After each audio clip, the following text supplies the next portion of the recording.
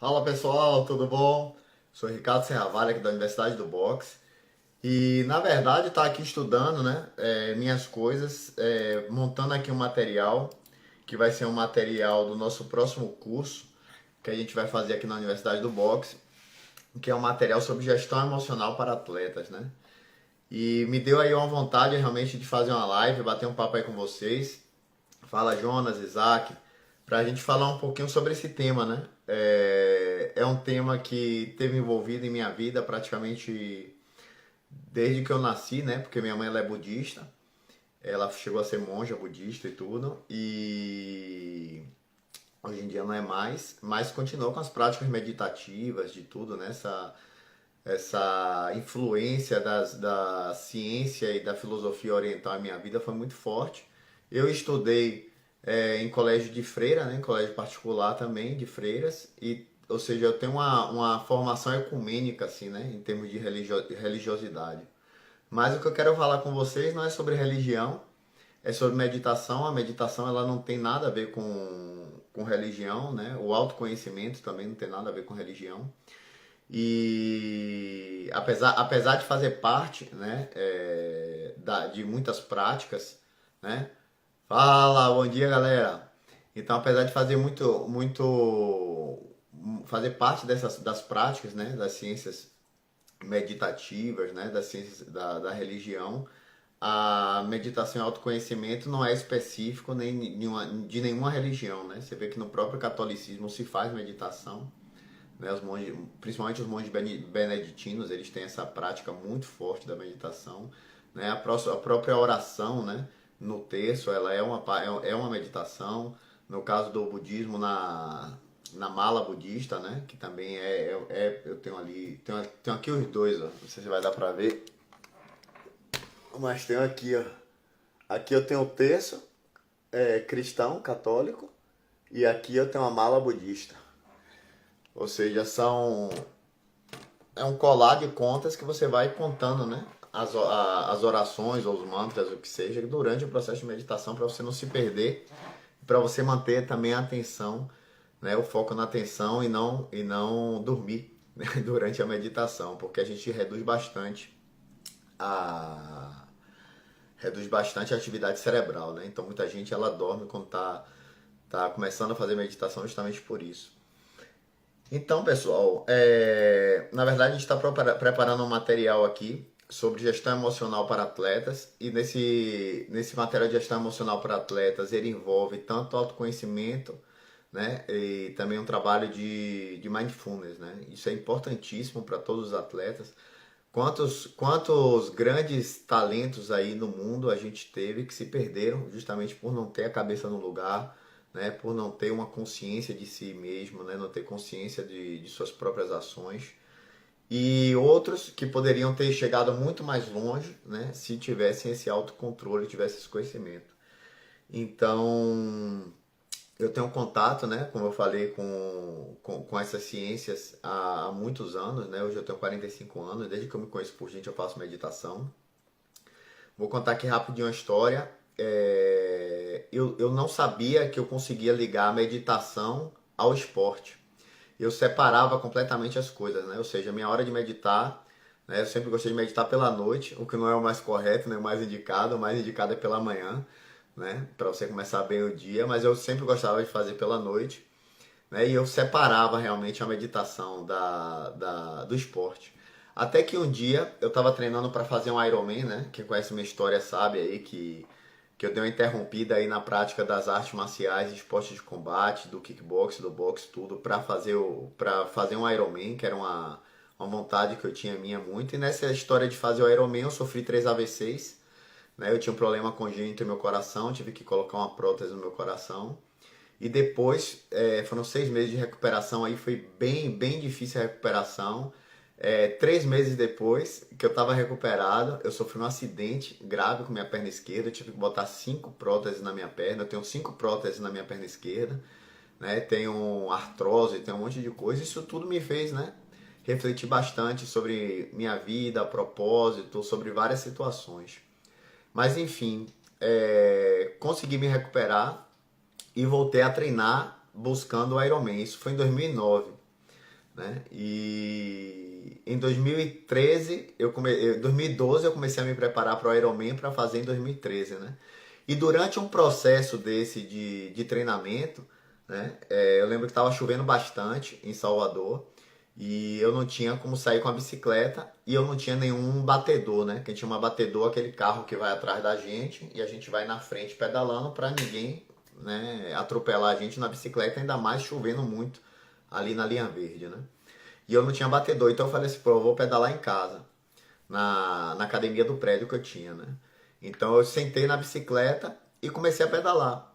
E nesse dia eu pedalei 8 horas. 8 horas seguidas na bicicleta olhando para a parede branca, né?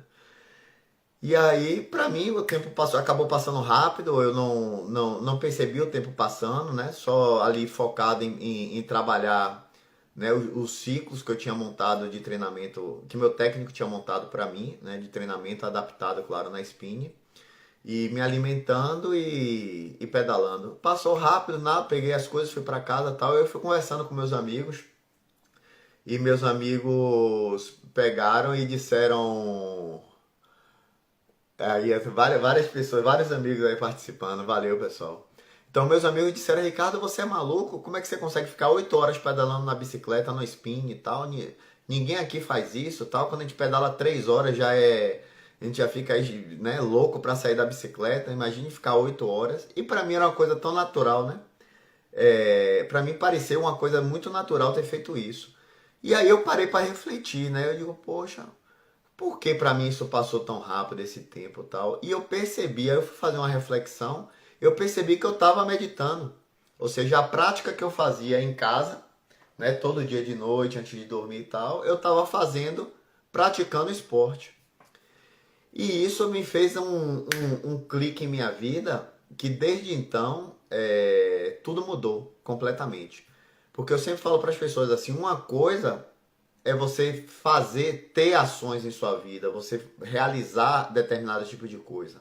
Mas se você não tem consciência do que você está fazendo, né, da atividade que você está realizando ou do que você fez, se você não tem essa consciência, é como se você não tivesse feito, né? Ele não tem a mesma relevância. De repente você pode ter até como se você tivesse feito fisicamente, porque os benefícios físicos você vai ter. Mas os benefícios psicológicos, psíquicos, todos os outros benefícios você não vai ter, porque você não estava consciente disso, né? E a partir de então eu comecei a utilizar o mindfulness, né? Eu comecei a utilizar não só o mindfulness, mas outras técnicas de meditação para aliadas ao esporte para poder ajudar a melhorar o meu rendimento, né? Uma pena realmente que eu não tenha descoberto isso antes, né? Ou seja, eu tive uma vida esportiva muito interessante, né? Em termos de tudo, em termos de natação, em termos de artes marciais, de boxe, de kickbox e tal. E eu não tinha ainda percebido isso. Então, a partir de então, minha vida mudou completamente, né? Eu comecei a fazer desafios esportivos solidários. Então, quem me conhece sabe de praticamente os desafios todos que eu fiz aí, de nadar 24 horas sem descanso em uma piscina, indo e voltando em uma piscina de 25 metros. Em determinado momento, meu lactato, né, que é o... Vamos tentar resumir. O lactato, ele mede o desgaste da célula, né, o desgaste do corpo humano durante a atividade. Então, meu lactato disparou, o médico disse que ia parar o desafio quando eu tinha mais ou menos aí 12 horas nadando, porque eu tinha me desconcentrado completamente. E eu entrei em um processo de meditação nessa hora. Eu falei para ele, eu me meço daqui a 30 minutos. Ele me mediu, meu lactato foi caindo, caindo, caindo, caindo. E eu terminei as 24 horas com lactato menor do que quando eu comecei, né? E tudo isso foi estudado aí pela equipe de Alexandre Dortas, que é um fisiologista, né? Eles têm todos esses dados, foi tudo medido e tudo, né, mensurado durante esse processo. Foi muito importante, né, tanto para mim quanto para eles esse estudo, né? O próprio Otto, que é meu amigo, professor de boxe também, a gente se conheceu nesse dia, né? Ele estava presente nesse dia das 24 horas nadando na piscina sem descanso. E isso comprova o poder da mente sobre o corpo, né? Como você, apenas com atitude mental, você é capaz de reverter processos fisiológicos, né, naturais do corpo. E fora isso vieram os outros grandes desafios, né? Eu nadei 62 quilômetros em mar aberto, né? Eu fui a primeira pessoa e a única até hoje a nadar de Salvador até a Ilha de Morro de São Paulo. São 62 quilômetros nadando em mar aberto, desculpe, durante toda a noite, toda a madrugada, né? E nada disso, 24 horas batendo no saco de boxe, com chutes e socos também, sempre desafios solidários, né? E nada disso seria possível se eu não tivesse utilizado as técnicas de gestão e controle mentais, né? Que eu consegui trazer para o esporte através dessa ligação, desse clique, desse start que eu tive durante aquele dia pedalando na spin, né? Então, a partir daí eu realmente passei a estudar bastante sobre o tema, né? Fiz um doutorado, que é como a meditação pode ajudar a melhorar o desempenho esportivo. Então, esse doutorado eu te fiz aí pela Universidade Delhomme da França, de Paris, né? E em parceria com a Universidade Einstein no Brasil também, isso já faz algum tempo.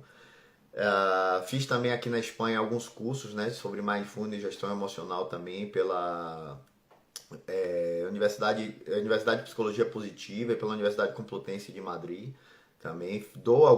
Faço algumas, quase sempre eu estou fazendo aí alguma palestra sobre esse tema, né? E eu resolvi montar esse curso para vocês, né? Porque eu acho que é muito importante, né? Para os lutadores, para as pessoas, para os técnicos, para os lutadores, para os atletas, eles terem um pouco desse conteúdo, né? Que é um conteúdo que versa sobre autoconhecimento. Então, um dos slides, né? Eu abri aqui o computador, por isso que eu estou olhando aqui para baixo. Um dos slides que eu coloco no nosso curso é uma pergunta que a gente se faz, né? Que os budistas ele tem muito disso, né? De fazer essas perguntas para indagar que você pense e raciocine, né? Então ele bota assim, ó, quem sou eu entre um pensamento e outro, né? Isso é bastante forte, né? Quem sou eu entre um pensamento e outro? Porque a gente está o tempo todo pensando, né? A gente está criando conexões neurais, criando janelas, ou seja, eu penso, eu olho aqui para frente, eu vejo uma árvore, árvore me lembra a minha infância me lembra o pé de jabuticaba, jabuticaba é uma fruta, a fruta me lembra outra coisa. Aí você começa a fazer diversas conexões cerebrais e isso acaba te tirando realmente do centro, te afastando de quem é você mesmo, né? Ou seja, você passa a reagir aos estímulos externos, né? Tudo que você vê, tudo que você escuta, tudo que você toca, isso vão gerando componentes que vão conectando, né? Uma coisa a outra, vão criando essa teia de pensamentos e isso acaba te afastando de quem você é na realidade, né? Então, quem sou eu entre um pensamento e outro?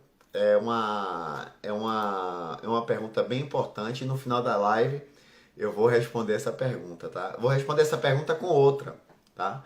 Então, assim, uma outra pergunta é: como fazer para tornar uma gota d'água um oceano? Né? Tem a ver com essa pergunta também. Quem sou eu entre um pensamento e outro? Lá no final da live a gente vai tocar sobre isso. Então, pessoal, mindfulness, meditação, tal, tudo isso ele vem sendo estudado cada dia mais e cada vez mais, né, pelos cientistas. E cada vez mais os cientistas eles vão descobrindo que tudo que os grandes meditadores, né, a gente fala muito do budismo, mas de outras religiões também, o próprio catolicismo, como a gente falou no início, já sabiam faz muito tempo, né? Que a meditação te traz diversos e mil benefícios, né?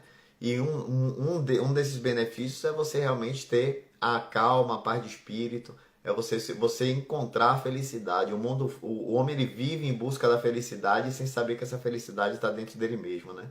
Porque a gente acaba se desviando pelo caminho, seguindo essas teias de raciocínio que a gente acabou de falar, e essas teias muitas vezes elas dirigem a gente, né, para locais muito, muito longe da gente mesmo, tá? Então, gente, para a gente falar aqui rapidinho, vamos falar um pouquinho sobre o cérebro humano e como funciona o cérebro humano e o que é que o cérebro humano tem a ver com meditação, que tem a ver com boxe, tá? Ou com esporte em geral, tá? Então aqui, A gente vai apresentar aqui, eu vou apresentar aqui para vocês aqui 10 fases, são muito mais fases, mas vamos apresentar aqui 10 fases do que acontece quando a gente recebe um estímulo visual, tá? Visual ou auditivo, ou em conjunto visual, auditivo e de tato também, tá? Até que a gente dê uma resposta a esse estímulo. Exemplo, você está lutando com uma pessoa, né? Você está lutando boxe com uma pessoa e de repente a pessoa lança um golpe que vem em sua direção, tá? Então você tem que sair, você tem que ver o golpe, perceber o golpe, sair do golpe, aí você vai ter que escolher entre desviar o golpe, entre esquivar do golpe, entre bloquear o golpe ou se paralisar, ou ao mesmo tempo que você sair, você soltar um contragolpe, ou você preparar um contra-ataque, né? Então, olhe quantas decisões a gente tem que tomar numa luta de boxe. A gente está falando aqui de boxe, mas podia ser de qualquer outro esporte, ou até no nosso cotidiano. Quantas decisões a gente tem que tomar em frações de segundo?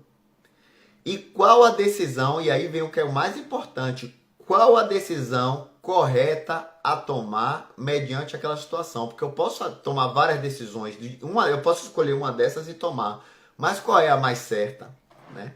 Então vamos falar aqui um pouquinho o que acontece no nosso cérebro, tá? Então, vou botar aqui, ó. A primeira coisa que é ativada é o córtex pré-frontal, tá?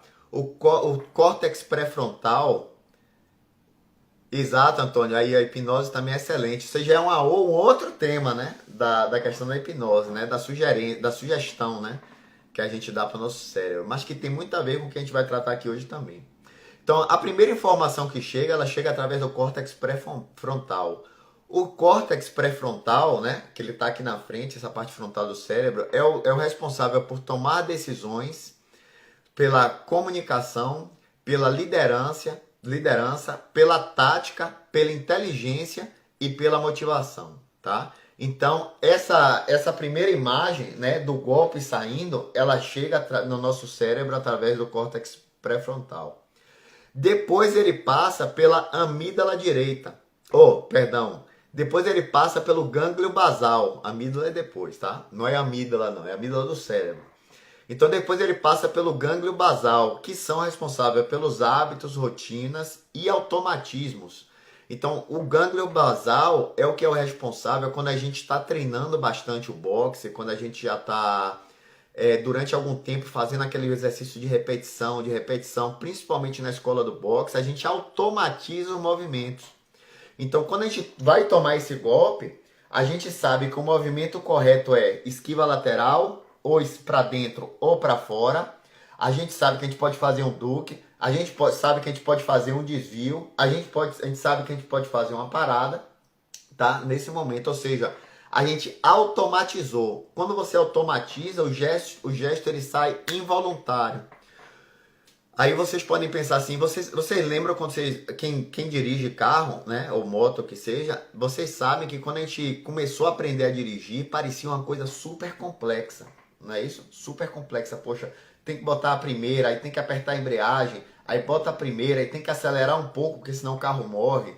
Aí depois da primeira, o carro pede a segunda, você bota a segunda, tem que apertar a embreagem, tem que tirar o pé da embreagem, tem que estar atento aos sinais de trânsito, tem que estar atento à sinalização, tem que saber tudo que está passando. Uma pessoa do seu lado está conversando com você, você tem que conversar com ela. Ou seja, é uma quantidade de informação quando a gente está dirigindo, enorme, enorme, enorme, enorme. E quando a gente está começando a aprender a dirigir, a gente fica nervoso, a gente se treme, a gente sua. Por quê? A gente está justamente nesse processo, a gente não está automatizado. Hoje em dia, praticamente, a gente pensa, né, que parece que o carro vai sozinho para casa. A gente nem pensa e nem raciocina que a gente botou a primeira, que a gente botou a segunda, que a gente olhou o sinal de trânsito, que a gente viu a velocidade da via, que a gente estava atento para ver se ninguém ia cruzar no nosso caminho, tal. Isso vira automatizado. E isso vai acontecer no boxe, isso vai acontecer nas artes marciais, né, em geral, nos esportes em geral, vai acontecer com a repetição dos gestos motores executados naquela prática esportiva, beleza? Então, a gente passou pelo córtex pré-frontal, a gente passou agora para o gânglio basal e agora a gente vai passar para o tálamo. O tálamo ele é o responsável pelos 5 sentidos, tá? Da gente, né? Então, depois que ele passa pelo tálamo, a gente passa para o córtex pré-motor, tá? São 10 fases, né? Que a gente vai falar aqui. A gente está na quarta. O córtex pré-motor ele vai planejar e guiar o movimento antes de fazer a ação. Ou seja, ele entende o movimento dos outros. Então, olha aí, a gente está no exemplo do golpe, né? Do golpe reto na cara. Então, o córtex pré-motor, ele vai planejar e vai guiar, ou seja, eu já vi através do córtex pré-frontal, no tálamo, eu já sei qual é o movimento automatizado que eu vou fazer, e aí eu chego no córtex pré-motor. No córtex pré-motor, ele vai planejar e guiar esse movimento antes de eu fazer a ação, porque eu tenho que entender o movimento que está vindo, tá? De repente é só uma finta, de repente o cara não vai aplicar o jab, ele está dando uma finta para meter um cruzado. Então, o córtex pré-motor ele vai planejar, tá? Depois do córtex pré-motor, aí você vai passar para o córtex motor, tá? Aí quando você chega no córtex motor, aí sim, o córtex motor é o que executa os movimentos e é o que vai dirigir os músculos para tomada da ação, ou seja, para esquiva, para o desvio, para o bloqueio. Isso se dá através do córtex motor. E aí, você do córtex motor ele vai direto para a amígdala, tá? A amígdala não é essa amígdala não, é a amígdala cerebral, ok? A amígdala cerebral ela é responsável pelas emoções negativas, tá? Pelo estresse, tudo ali se gera ali na amígdala direita, já falar direita, na amígdala direita, tá? Então, exemplo, saiu o golpe tá vindo, eu sei o que eu tenho que fazer, aí a amígdala direita vai gerar o estresse, né? Ela vai dizer assim, será que você vai conseguir sair? Poxa, esse golpe saiu forte. Isso em frações, milésimos de segundo. O golpe saiu forte, depois desse golpe vem outro golpe. A amígdala é aquele anjinho, né? Que tá ali botando estresse na nossa cabeça. Mas é muito importante esse papel porque é o que nos traz o medo, que é o que nos traz a tensão, tá? Então, depois que sai da amígdala direita, aí sim a gente parte para a sétima fase, que para mim é a fase mais importante, né, desse processo. Quer dizer, todas as fases são importantes, né? Se você pular uma fase dessa aí, seu cérebro não está funcionando certo. Mas uma das fases mais importantes é a fase que acontece no cingulado anterior, tá? O cingulado anterior, ele é responsável pela mudança e tomada de decisão. E aí a gente vê a grande diferença, muitas vezes, entre um atleta que é aquele leão de treinamento, ou seja, aquele atleta que treina, que faz uma manopla no mesmo nível do colega dele que é campeão mundial, só que na hora da luta o cara trava.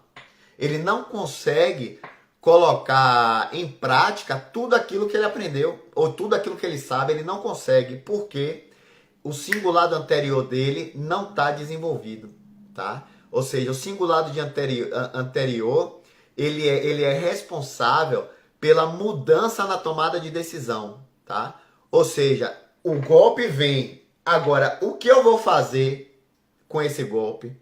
Eu já sei que eu vou esquivar, né? Ou seja, o córtex pré-motor já planejou e guiou o movimento. O córtex motor já vai executar os movimentos. E agora, o que é que eu faço? Eu vou simplesmente evadir, eu vou sair só e ganhar distância, ou eu vou aproveitar que o movimento veio em minha direção, que a costela, né, o fígado, no caso o baço, né, do atleta de um destro, né? Ele deu jab. No caso, o baço ficou exposto. Então, eu vou aproveitar que ele deu o golpe. Eu vou sair e vou pegar o contra-ataque ali naquele baço que está aberto.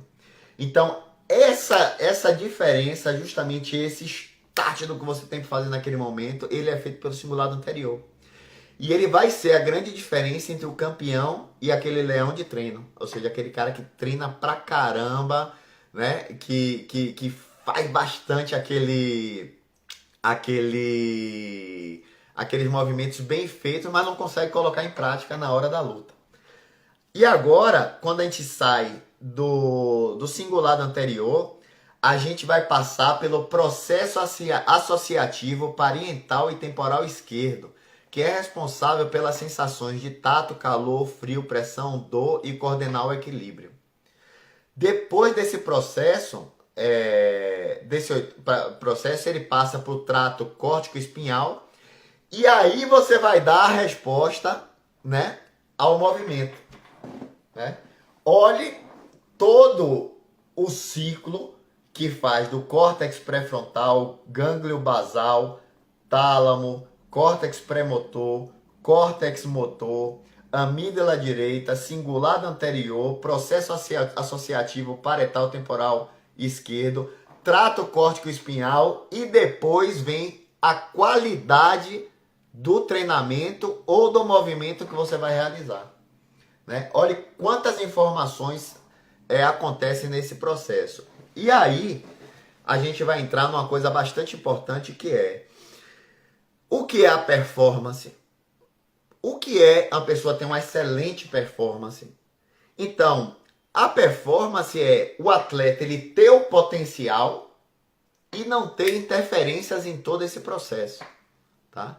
Então, quanto mais ruído você tem, quanto mais quantidade de pensamentos, de lixo, que a gente está aí o tempo todo pensando, lembra que eu falei no início das redes de conexão cerebral, que a gente pensa uma coisa, que essa coisa nos faz recordar outra, que nos faz recordar outra, que nos faz recordar outra, daqui a pouco a gente está cantando uma música, a gente não sabe porque está cantando uma música, a gente fala, ah não, foi porque eu me lembrei disso, que eu me lembrei disso, que eu me lembrei aquilo, que me lembrou aquilo. E de repente você está cantarolando uma música.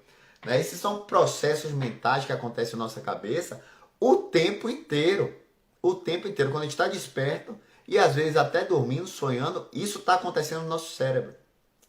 E dependendo da quantidade de ruído mental, de interferência mental que você tem na sua cabeça, você não vai conseguir fazer o movimento e reagir ao movimento com a qualidade excelente, com a qualidade perfeita. Porque sua mente está cheia. Aí lembra quando os velhos já falavam, calma, se acalme, toma uma água com açúcar, se acalme, esvazie a mente, pense primeiro, não tome decisões com a cabeça quente. São ensinamentos populares, mas que são de uma profundidade, se a gente parar para pensar, muito grande. E você vê que a própria ciência ela está de acordo com tudo isso, né? Com tudo isso que acontece. Então, gente, quanto mais a gente está relaxado, quanto menos conexões, né? Quanto menos pensamentos, quanto menos ruído a gente tiver na nossa cabeça, né? A gente vai conseguir reagir e passar por todo esse processo, né? Desde a visualização do que você tem que fazer até a ação do que você tem que reagir, né? O contra-ataque, o contra-golpe que você tem que dar, a ação que você tem que tomar. Quanto menos processo você tiver na sua cabeça, melhor. Ou seja, essa reação ela vai ser mais assertiva, beleza? Então, para vocês verem que existe realmente muita coisa, né? Não é pouca coisa que acontece no nosso cérebro quando a gente está passando por um processo, por uma luta, né? Então, Ricardo, como é que eu consigo diminuir essa quantidade de pensamentos, essa quantidade de interferências, essa quantidade de ruídos em minha mente? Então eu faço aqui uma analogia, eu sempre gosto de falar as coisas mais simples, né? Muita gente faz as lives e quer falar sobre termos científicos e tal, e dificulta o aprendizado das pessoas, né? Eu acho assim, a nossa mente, ela é como um telefone celular, tá? A maioria de vocês aí tá com o telefone celular na mão, não tá? Então o que acontece na nossa mente? Se você pegar o seu celular, botar a luz da tela, né, do seu celular o mais alta que tenha 100% da luz da tela, se você ficar o tempo todo, você deixar aberto as aplicações, se você estiver falando no WhatsApp, se você deixar um vídeo aberto, né? Se você estiver utilizando todas as funções do seu celular ou várias funções do seu celular ao mesmo tempo, quanto tempo vai demorar a bateria do seu celular? Vai demorar o quê? 2 horas? 3 horas como muito, não é isso? E se você faz isso, eu não tô falando eu não tô falando nem de travar o celular, porque se você faz isso no computador, seu computador trava e reinicia, tá? Olha como a nossa mente é parecida, né? Eu sempre falo que o nosso corpo é parecido com o automóvel, né? Com o carro, e a nossa mente é muito parecida também com como funciona o computador, né? Tem tudo a ver, porque foi a gente que criou isso nosso inconsciente coletivo, ele co-cria as coisas, né? Mas isso é outro assunto. Então ou a bateria vai acabar rápido, muito rápido, né? Ou vai travar, né? Seja no celular ou seja no computador.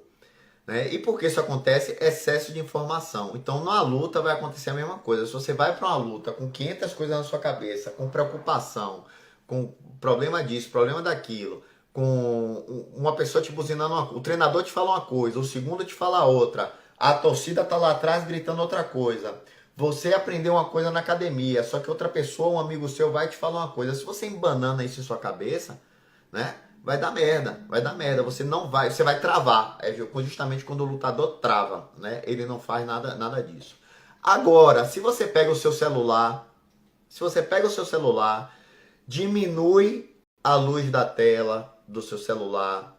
Se você desliga as aplicações que estavam abertas, se você coloca em modo avião e você utiliza apenas o necessário, ou seja, exemplo, um GPS para você chegar no local, né, que você precise chegar naquele local, o seu celular ele vai demorar aí 2, 3 dias ligado. A bateria vai durar bastante porque você está em modo avião. Você só está utilizando o que é necessário realmente para a execução daquela atividade. Então, quando a gente fala em meditação, quando a gente fala em mindfulness, quando a gente fala assim, muitos atletas, né, o pessoal aí principalmente mais antigo, fala assim, isso é babaquice, né, ou isso não existe, isso é coisa inventada agora. Não, isso é muito antigo, gente, muito antigo. E os atletas que têm esse poder, né, de concentração, né, que pode ser dado também o nome de concentração, de meditação, né, de limpar a mente, no mind, né? Quem viu aquele filme aí, o Último Samurai, eu acredito que quase todos vocês viram esse filme. Quem gosta de luta assistiu esse filme. Tem uma parte lá que Tom Cruise ele tá com a espada, treinando lá com os samurais, e ele não consegue ganhar do outro samurai no treinamento. E aí um dos rapazes que está atrás dele fala no mind, no mind, no mind, ou seja, sem mente, sem pensamento. Esvazie sua mente que você consegue ver mais claras as coisas, né?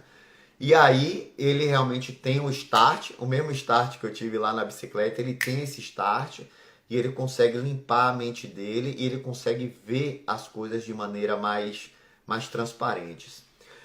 Ah, Ricardo, como é essa questão de ver uma coisa transparente? Então vamos fazer outra analogia, né? Imagine que você tem um pote de água na mão. Você encheu um pote de água e jogou areia dentro, né? A areia são nossos pensamentos.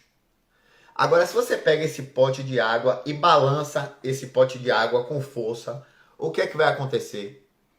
Né? A água vai se tornar turva, que é túrbia.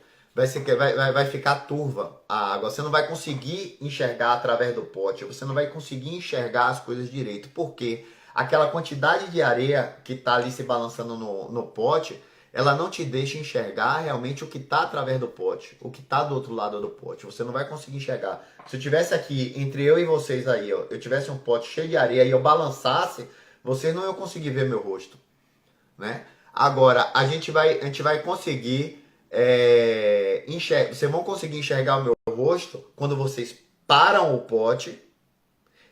Aí a areia ela começa a descer, descer, descer, descer, descer. Ou seja, os pensamentos eles começam a se acalmar, se acalmar, se acalmar, se acalmar. E aí você consegue enxergar através disso, tá? Então, os pensamentos, o que é que eles fazem? Eles tiram a nossa atenção, né, do que a gente realmente, da nossa própria essência, ou do que a gente precisa realmente aprender, ou do que a gente realmente precisa fazer para a gente ter uma maior eficiência, uma maior eficácia naquilo que a gente está se propondo a fazer. Então, se você estiver pensando muito, com muitas coisas, você não vai conseguir executar as coisas da maneira correta, ok? Então aqui, ó, Ricardo, então como é que eu consigo reduzir esses meus pensamentos? Uma das coisas que você pode fazer é a prática realmente da meditação, tá? Muita gente tem muita gente tem uma visão errada da meditação. A pessoa pensa assim, mas meditar e não pensar em nada, né? Quantas vezes, quantas pessoas já falaram isso, né? Meditar e não pensar em nada. Não, isso tá errado. Meditar não é não pensar em nada. Meditar é você colocar sua atenção em cima de uma coisa, tá? Então, exemplo, eu vou colocar atenção na respiração. Eu vou fechar os meus olhos, né? Vou botar uma postura, vou alinhar, né? Todo o meu corpo, vou botar uma postura, fechar os meus olhos e vou colocar atenção na minha respiração. Então, meditar através da atenção na respiração. Ou eu posso botar um objeto que seja na minha frente, vou ficar olhando para aquele objeto e vou tentar não pensar em outras coisas que não seja esse objeto. Ricardo, mas é muito difícil. É muito difícil. Eu vou te dizer, eu mesmo tenho muita dificuldade. Muitas vezes, quando a gente pensa que não, a gente já está viajando mesmo, né? Quando você fala assim, você está viajando, você está pensando em outras coisas que não é o que você estava pensando. Muitas vezes a gente viaja mesmo. E aí, o que é que você tem que fazer nesse momento? Trazer de volta o pensamento, a atenção para a respiração, tal, sem brigar com isso, né? Sem brigar, sem se julgar. Ou seja, um dos grandes falhas das pessoas que estão começando a meditar é começar a cobrar delas mesmas que ela não pode pensar. Aí quando você pensa assim, você pensa que não tem que pensar, você começa a pensar e você começa a ter raiva de você mesmo, você se frustra, você para a meditação. E aí você entra num bucle negativo, você não vai conseguir meditar nunca. Então, uma das benefícios da prática da meditação é você ter essa paciência com você mesmo, né? É um exercício de paciência, né? É um exercício de tolerância com você mesmo, né? Então você deixar que você se perca e você traz de volta. Você vai se perder, você traz de volta, né? Então a meditação é como uma musculação de academia, né? Ou como uma pessoa que está começando no boxe. Você não vai começar no boxe sabendo já fazer todos o footwork do boxe, todos os golpes do sistema defensivo, todos os golpes do sistema ofensivo. Você não vai se tornar um as na manopla, né? Nem um Floyd Mayweather da vida, nem um Muhammad Ali da vida, do dia para noite. Ou seja, você matriculou e amanhã você já quer estar gravando vídeo e botando no Instagram como você faz bem. É um processo, né? A meditação é a musculação do cérebro, tá? Então você não vai ficar hipertrofiado em em uma semana, nem um mês indo para academia. É um processo e a nossa mente passa por esse mesmo processo. Então é um processo devagar, né? É um processo no qual muitas vezes as recompensas não chegam a curto prazo, né? Pelo contrário, muitas vezes essas recompensas elas demoram a chegar. E aí, quando elas demoram a chegar, essa frustração nos faz interromper o processo de meditação, né? Esse processo realmente meditativo nos faz interromper porque a gente não tem essa recompensa direta, ou seja, você malha e logo o seu bíceps incha, né? Porque ele recebeu um aporte de sangue, né? Você lesionou as células musculares, eles incharam, eles inflamaram, ele fica inchado. Então você tem uma recompensa imediata, você fala, porra, já estou ficando mais forte, amanhã eu vou de novo. A meditação demora, não é tão rápido assim. Então por isso que você tem que ter paciência com você mesmo, é um exercício, né, para você ir pouco a pouco fazendo esse processo, né? Aí tá a galera que tá falando aqui, é que eu não quero perder a linha da meada aqui, ó. Mas Matheus botou, esse é o famoso nível de flow, né, mestre? Conseguir focar e concentrar apenas nessa situação. O flow significa conexão, né? Ou seja, você conseguir se conectar com algo, né? Esse estado de flow é o estado perseguido por todo atleta, né? É aquele estado que você fala assim, poxa, eu podia ficar o dia todo fazendo isso aqui e eu não vou tomar um golpe, eu não vou, ninguém não vai tocar em mim e eu vou pegar todo mundo, eu vou tocar em todo mundo, ninguém vai tocar em mim. E às vezes a gente consegue chegar nesse sistema. E esse estado de flow, a gente consegue justamente com essa conexão entre mente e corpo, né? É isso aí mesmo.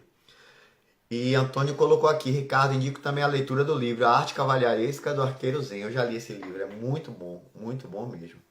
Tem muitos livros que falam sobre isso, né? Muito livro mesmo. Então aqui, ó, a meditação ela proporciona tratamento alternativo da depressão, controle da ansiedade, tão importante para quem vai lutar, controle da hiperatividade, controle da agressividade, controle da compulsão, autoconhecimento, autoestima, sensação de paz, sensação de pertencimento, equilíbrio, mais desfrute, empatia, compaixão, melhora nos relacionamentos interpessoais, melhora a interpretação dos sinais da mente, melhora o processamento das informações. Olha quanta coisa é importante. Agora, se bote, a gente está falando isso com o olhar do boxeador, tá? Maior coesão para o trabalho em equipe, tratar melhor os medos e as frustrações, previne lesões e diminui o prazo de recuperação. Você aproveita melhor o tempo, maior conhecimento do seu corpo e das sensações, mais concentração, maior controle sobre as funções biológicas, como esgotamento, respiração, batimento cardíaco. Lembra que eu falei lá da natação? Né, que eu estava nadando 24 horas na piscina, meu lactato foi lá para cima e eu consegui me meditar e eu terminei os 24 horas nadando com lactato menor do que quando eu comecei. Aí, ó, utilizando a meditação. Maior controle sobre as funções químicas, adrenalina, serotonina, lactato, etc. Tá? Então, tudo isso aqui é através da prática da meditação. Então, muita gente fala assim, qual a diferença de mindfulness para mindful? Mindful é a mente cheia, né? Então, a mente cheia ela vai te trazer ó, tensão física, dores e contraturas, né?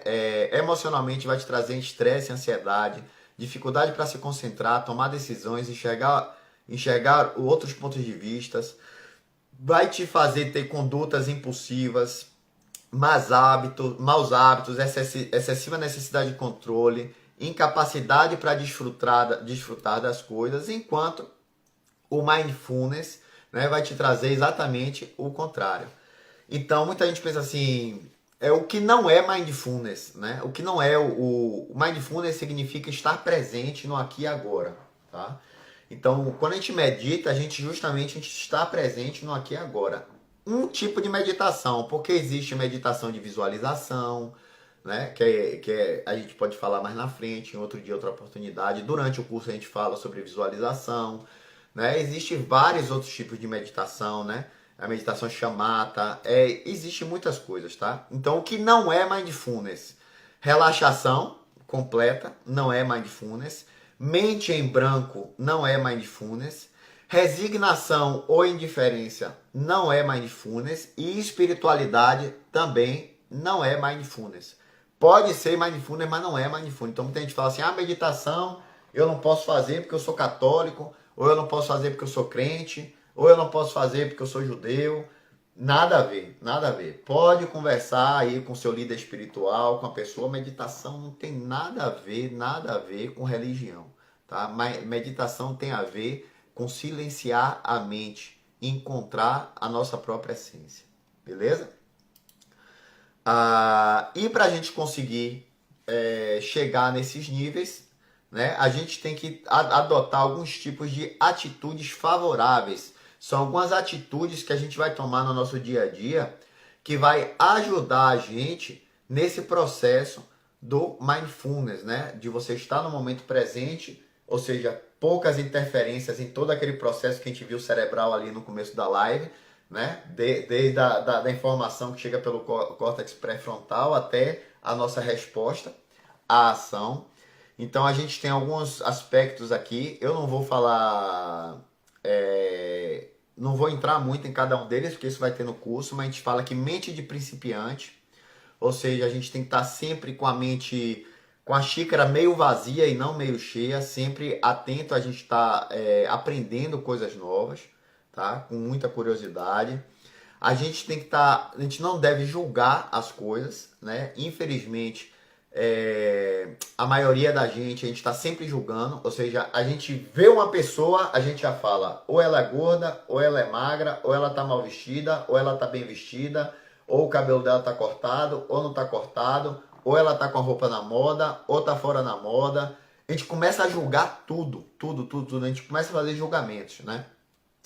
Então, o julgamento é um dos processos que atrapalha demais o processo de mindfulness, o processo de autoconhecimento, o processo de esvaziamento dos pensamentos lixo, né? Dos pensamentos que não servem, não levam a gente para nada. Aquelas conexões que a gente falou aí no início, que não levam a gente para nada.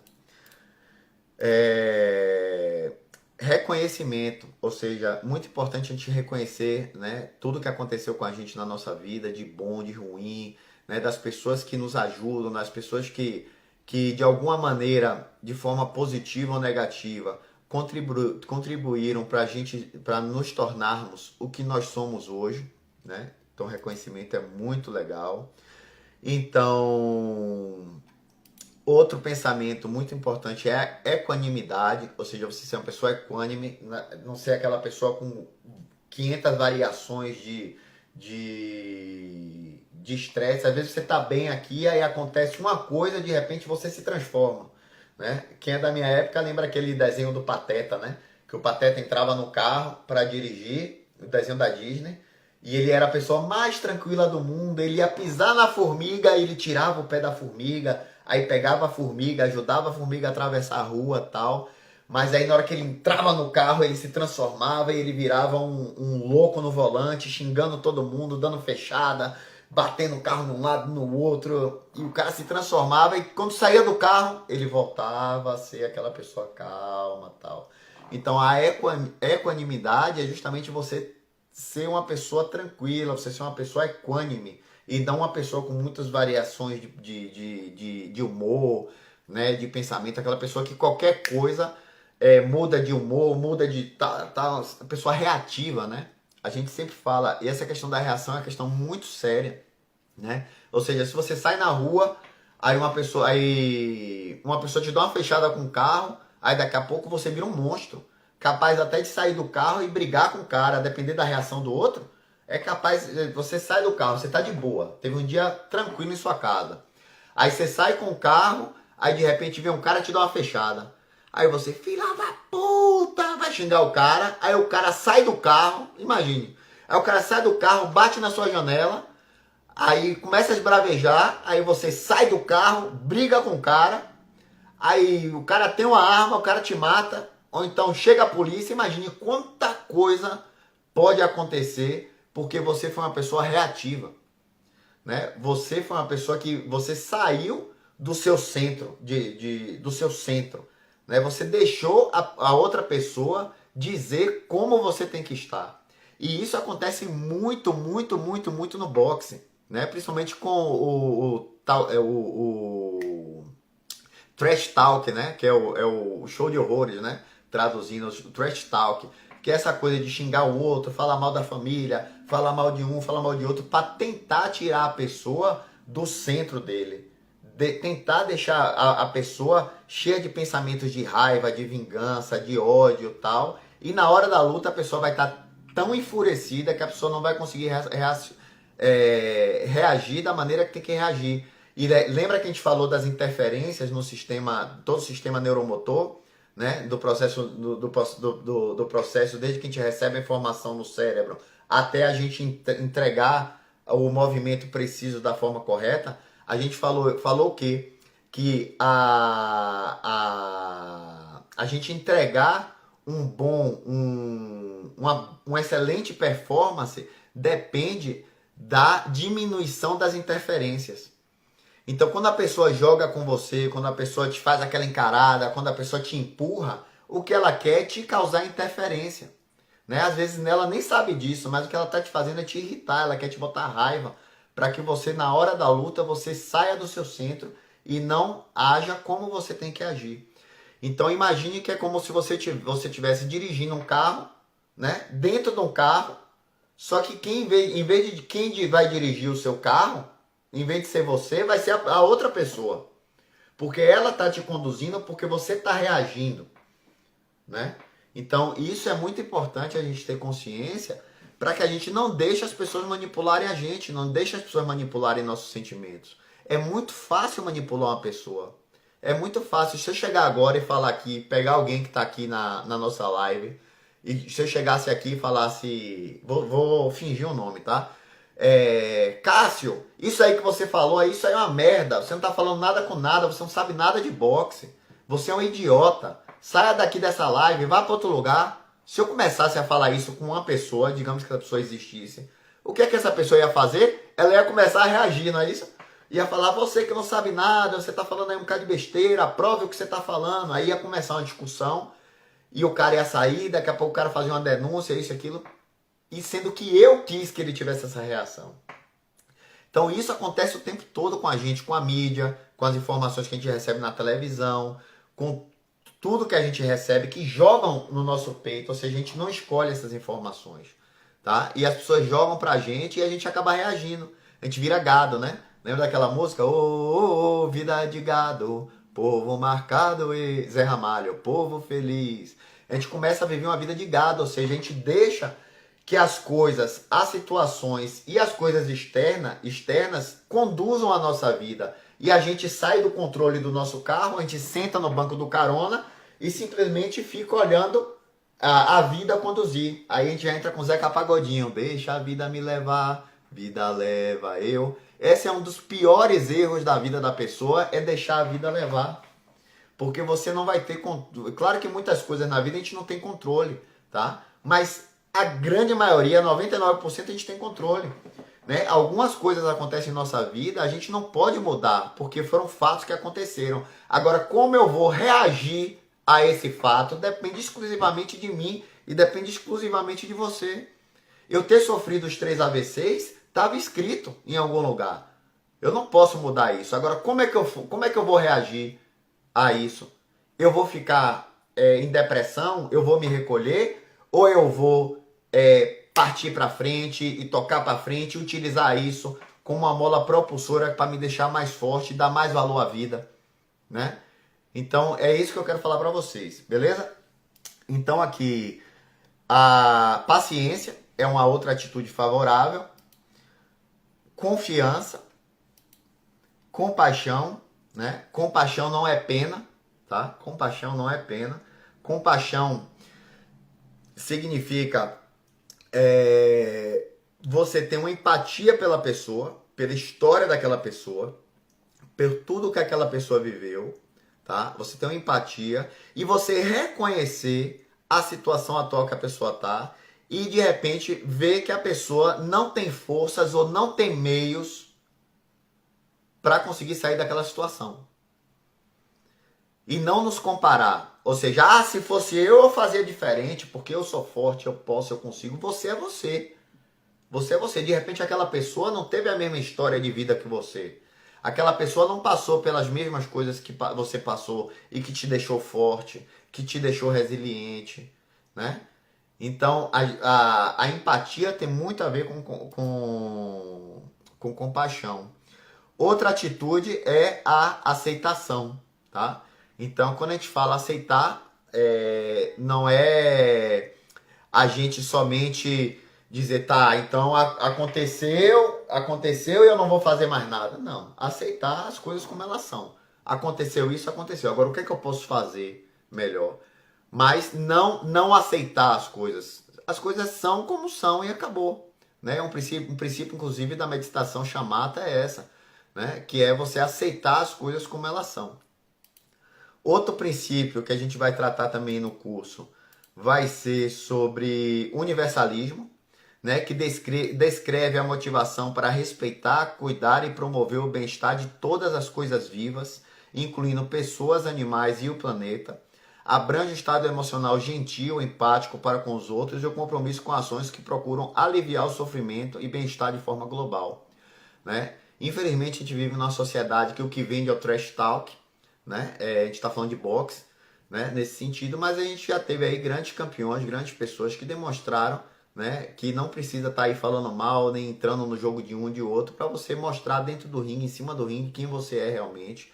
Né? Os grandes mestres Os grandes mestres da história dos esportes de combate, das lutas, do boxe, do que seja, né? Os grandes mestres, mesmo, a gente fala de mestres e não de atletas, são aquelas pessoas extremamente calmas, são aquelas pessoas extremamente bem relacionáveis, que você nem parece que aquele cara ali ele sabe lutar tanto, nem parece que aquele cara ali tem tanto conhecimento, porque ele é uma pessoa que traz calma, que traz tranquilidade. E isso a gente vai acabar adquirindo também com autoconhecimento. Então, outra atitude favorável é a gratidão, né? E ter momentos de microconexão. Momentos de microconexão é muito importante, né? Você praticar coisas que você gosta, estar com pessoas que você ama, né? Não deixar que essa vida louca, né, conduza a gente por um tipo de viver no qual a gente não tenha desfrute, beleza? E aí a gente entra com várias coisas aqui, né? As formas de prática, formal e informal, trabalhando foco de atenção, né? A gente vem aqui também com exercícios, enfim, como podemos construir nossa experiência. Enfim, gente, a live já tá bastante. Eu não cheguei nem na metade, nem perto da metade aqui do conteúdo do nosso curso de gestão emocional para atletas, mas o que eu quero dizer é que são essas coisas que a gente vai abordar no nosso curso, tá? Vai ser um curso completamente online também, né? Um curso também certificado a título de extensão universitária pela Faculdade Einstein. A gente ainda não tem prazo para lançar esse curso, porque a gente acabou de lançar o curso de nutrição e suplementação esportiva no boxe, né? Faz pouco tempo, a gente vai fazer um lançamento, provavelmente vai ser terça-feira da próxima semana. A gente vai fazer esse lançamento do curso de nutrição e depois a gente vem com esse nosso conteúdo, né, que é sobre gestão emocional para atletas. E é um conteúdo que eu gosto muito sobre falar. É um tema que eu gosto muito de conversar, é um tema que eu gosto muito de falar, de trocar ideias, porque a gente está sempre aprendendo, tem muito conteúdo legal aí disponível através de cursos, através de conferências, né, de palestras, né, tem muita coisa boa aí pra gente estudar. E nada, espero que vocês tenham gostado aí dessa live, né? Foi uma live aí improvisada, me deu vontade de falar nisso hoje, e eu sou muito assim, né? Às vezes eu tô do nada, me dá vontade, sem planejamento, sem nada, de começar a falar sobre um tema, e aí a gente vai e fala sem muito planejamento. Espero que vocês tenham gostado.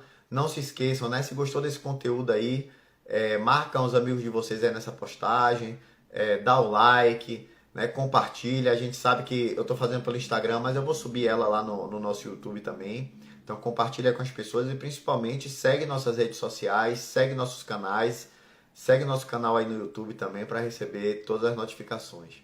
Beleza, galera? Forte abraço para vocês, espero que vocês tenham gostado e a gente vai se falando, beleza? Um abraço para vocês e até a próxima.